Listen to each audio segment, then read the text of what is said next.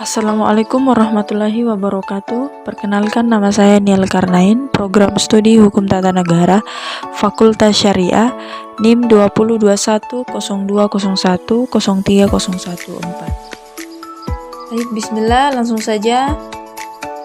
Secara historis, cara penentuan arah kiblat di Indonesia mengalami perkembangan sesuai dengan kualitas dan kapasitas intelektual di kalangan kaum muslimin. Perkembangan penentuan arah kiblat ini dapat dilihat dari perubahan besar dari masa Kiai Haji Ahmad Dahlan dan Muhammad Arsyad Al-Bahjari. Selanjutnya, dalam penentuan arah kiblat, Dr. Ibn Hafiz menyebutkan bahwa arah kiblat titik A dapat dihitung dengan rumus sebagai berikut.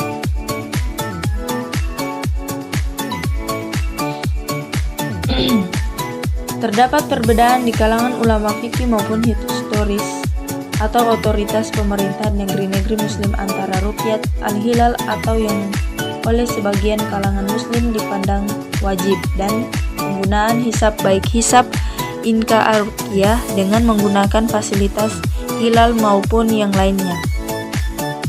Hisab bukan imkan al-ruqyah seperti hisabu judul hilal, secara garis besarnya ada dua sistem yang dipegang para ahli hisab dalam menentukan awal bulan Qomariyah, yaitu pertama, sistem ijtima, dan kedua, sistem posisi hilal.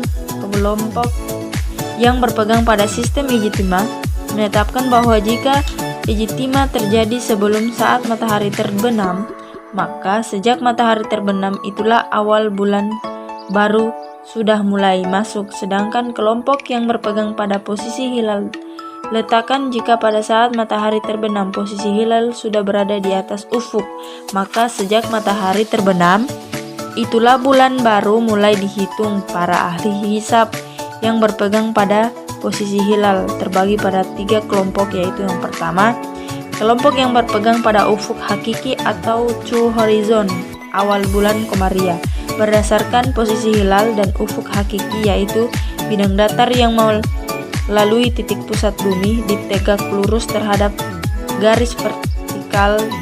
Si pengamat kelompok tidak mempermasalahkan koreksi-koreksi dengan tinggi tempat pengamatan paraleks atau beda lihat, refleksi atau pembiasaan sinar dan jari-jari bulan. Dengan menganut kelompok ini berarti akan mencapai kondisi hilal global minimal untuk separuh belahan bumi dan tidak relatif, karena kenyataannya kecepatan sudut perjalanan bulan hanya sekedar 33 per jam.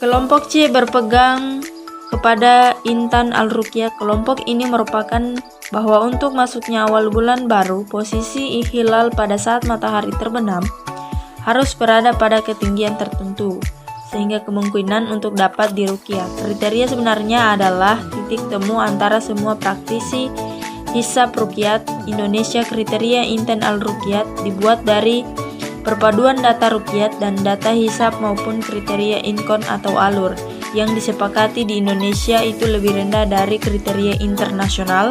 Sebagai langkah awal itu sudah cukup baik. Kriteria itu harus terus disempurnakan. Salah satu penyempurna dilakukan 8 Bandung yang mengusulkan bahwa kriteria intan khas Indonesia dengan menganalisis ulang data ruqyat Tul Hilal 1962 sampai 1997 di dokumentasi Departemen Agama Republik Indonesia. Telah dibuat kriteria baru yang diperbaiki, antara lain tinggi bulan minimum tidak seragam 2 derajat, tetapi tergantung pada benda azimutnya. Untuk pada azimut bulan matahari 0 derajat perlu ketinggian lebih dari 80 derajat. Selanjutnya, sketsa tentang biografi Kiai Haji Ahmad Dahlan, di mana beliau lahir di Kampung Kauman pada tahun 1968 dan wafat pada tanggal 7 Rajab 1340 Hijriah bertepatan dengan tanggal 23 Februari tahun 1923. Ia adalah putra keempat dari 7 bersaudara. Semua saudara perempuannya kecuali adik bungsunya dari seorang ayah yang bernama Kiai Haji Abu Bakar bin Kiai Sulaiman adalah seorang ulama dan khatib terkemuka di Masjid Besar Kesultanan Yogyakarta pada masa itu, dan seorang ibu yang bernama Siti Aminah Putri Ibrahim yang juga menjabat penghulu Kesultanan Yogyakarta. Kiai Haji Ahmad Dahlan semasa kecilnya dikenal dengan nama Muhammad Darwis Kiai Haji Ahmad. Dahlan tidak pernah menjalani pendidikan formal dan memasuki sekolah tertentu, namun ia memasuki beragam ilmu yang diperoleh dari belajar sendiri atau tidak berguru kepada ulama atau seorang ahli dengan membaca buku-buku atau kitab-kitab beberapa ilmu yang dikuasai atau pernah dipelajari. Adalah ilmu-ilmu nahwu atau tata bahasa, arah fikih, falak, perbintangan, hadis, qurratul Quran, pertobatan, dan racun, filsafat dan tasawuf pada tahun 1890. Saat berusia 22 tahun, Kiai Haji Ahmad Dahlan menunaikan ibadah haji ketika melaksanakan rukun Islam. Kelima inilah ia mengganti namanya dari Ahmad Darwis menjadi Ahmad Dahlan. Tidak ada sumber yang menyebutkan mengapa ia mengganti nama dan kenapa ia memilih nama itu. Dan jelas kepergian Ahmad Dahlan melaksanakan ibadah haji itu telah membuka matanya bahwa bila ingin mendalami ilmu agama, maka di tanah suci itulah tempatnya guru-guru Kiai Ahmad Dahlan.